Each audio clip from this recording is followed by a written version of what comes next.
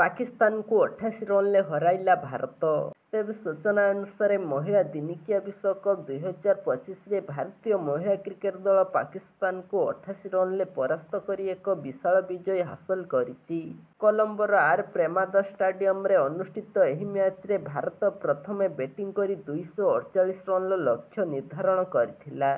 जवाब रे पाकिस्तान दल 159 रन ऑल आउट होइथिला।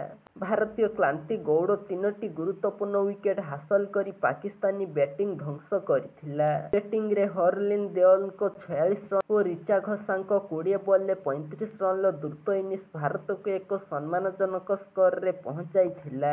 मैच मध्य विवाद देखा देइथिला जेतबळे पाकिस्तान ओपनर मुनीबा अली आश्चर्यजनक भावे रन आउट होइथिले। यह सहित भारतीय इनिंग्स समय रे आर प्रेमादा स्टेडियम रे पक्कमानक संख्या हठात वृद्धि पाइबारु खेल 2 थर बंद रहिथिला।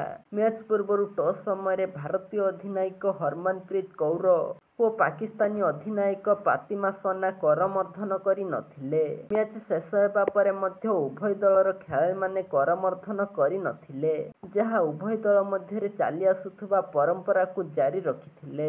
एही विजय सह भारत महिला दिनिकिया क्रिकेट रे पाकिस्तान विपक्ष रे 12-0 रे आगुआ रहिछि। एही जीत भारतीय दलर मनोबल को आहुरी दृढ़ करिछि एवं विश्वकप रे सेमानक सफलतार संभावना को उज्जवल करिछि।